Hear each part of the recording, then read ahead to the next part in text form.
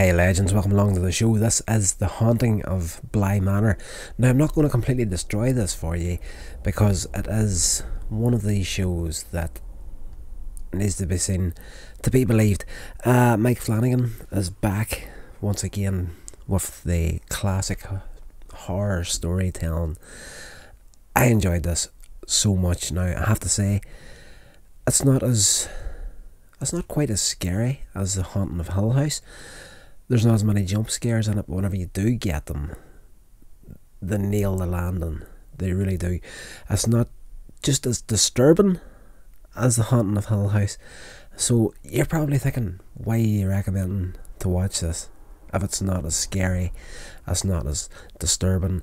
It's beautifully done. By the time you get to the last 2 episodes of this series, you're going to be thankful that you sat through it. And I know, again, that's not making it sound that it's something that you should do. Sit down for 9 episodes and you only really recommend the last 2 episodes.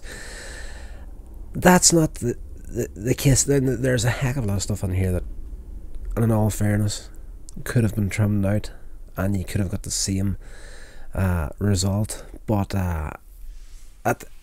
that's one of these things. It's classic storytelling. It's more based upon the character progression and getting to know these characters and fall in love with them more or less. And you know, by the time you get to the end of this, you're going to be gobsmacked is probably a strong word, but a lot more surprised than you actually think that you're going to be. It's an incredibly slow burn. The Haunting of Hill House was exactly the same. Took a little bit of time to get going with it as well. This one here, maybe more so, but the payoff is absolutely fantastic by the end of this series. Now, a lot of the same cast from The Haunting of Hill House are back in this as well. We have Victoria Pedretti. She plays Danny Clayton. She's an American nanny, more or less, which they call in this series an au pair. It's just a fancy tilly pip what upper crust English way of saying she's a nanny, and she takes this job at Bly Manor to look after these 2 orphan kids. And of course you've got the chef there, you've got the housekeeper. Strange going ons happen almost straight away. The woman that was nanny before she got there ended her own life on the manor, so she's not there that long before she starts to notice things aren't right and ghosts start appearing. The kids are acting strange, and then they'll just, they'll be themselves and they'll start acting really, really differently. They are getting possessed by 2 of the spirits that are on the grounds. There's a woman in the lake, and we get to see her story. She's this kind of, like the threatening character in the background. It's usually only talked about, and you very rarely ever get to see her. And every once in a while something will happen in the series, and in the background you'll see this lady in the lake, like walking across the background. That's the thing I like of the Mike Flanagan stuff. He did a jump scare in The Haunting of Hill House, and in the background he places one of the ghosts in a scene in the background.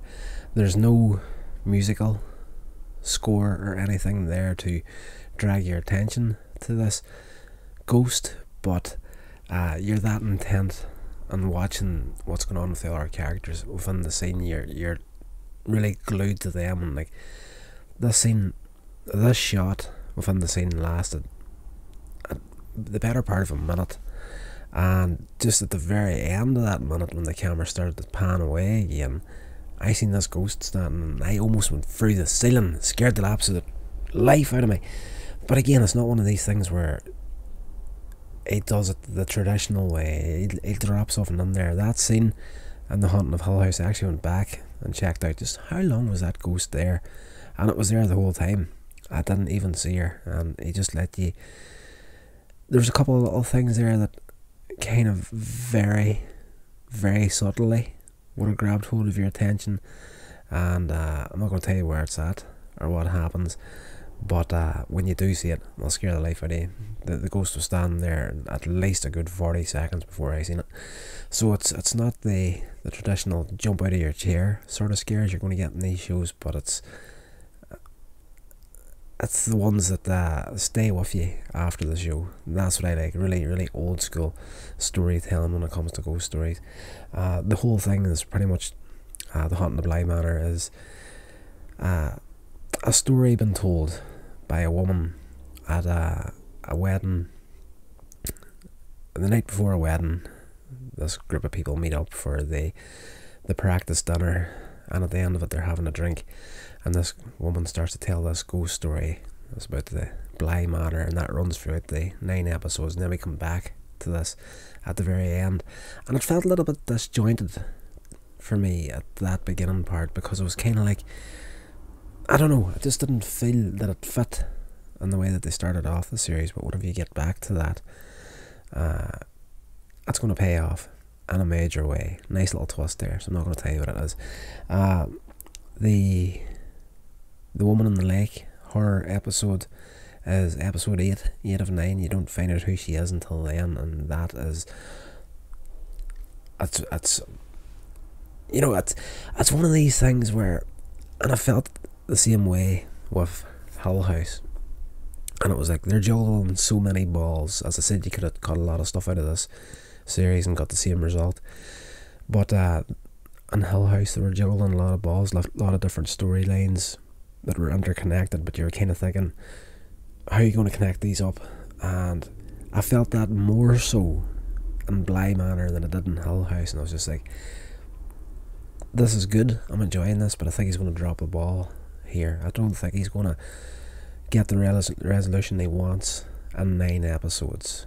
And to my delight, whenever we hit episode 9, it was, I can't say it there because it'll ruin it for you. It goes a slightly different way than I was expecting it to go, and it ties everything up fairly flawlessly. It's a really good show. I would highly recommend you checking it out. It's one of these things that I just don't want to. There's a few things I want to tell you, but if I tell you that I'll just destroy watching it for you. But trust me, if you're an old school fan of, you know, ghost stories and whatnot, you're going to enjoy this. You're going to eat it up. It is slower than Hill House, but the payoff is just as good. If you're the sort of person that is into the graphic horror, Friday the 13th, Freddy Krueger, you know, Saw, you name it, this isn't going to be your cup of tea. It's not graphic in the slightest. And in all fairness, a few of the jump scares, whenever they come, especially at the hands of the lady on the lake, they're insanely well done. The visuals are beautiful, and yes, just her character, who she is, how she got there, what she does, and the way she does it it's memorable, to say the least. And if memory does serve, it is, she was also in Hill House, and I believe she is the wife of Mike Flanagan. I could be wrong in that, but where is she at? I'm just trying to look up an IMDb here, just to. No, honestly, it is Kit Siegel. Yeah, I believe she is the bride of your man Mike Flanagan. She does an absolutely fantastic job. She was in Hill House as well as one of the sisters, and I don't know, she just has something about her for that role. She plays the haunted soul very, very well, at least within these 2 series. It's the only ones I can really place her in right now, but it's definitely, it's one worth checking out, and I enjoyed it, and horror's not really my thing, so there you go watch it, and hopefully you'll have a good time with it.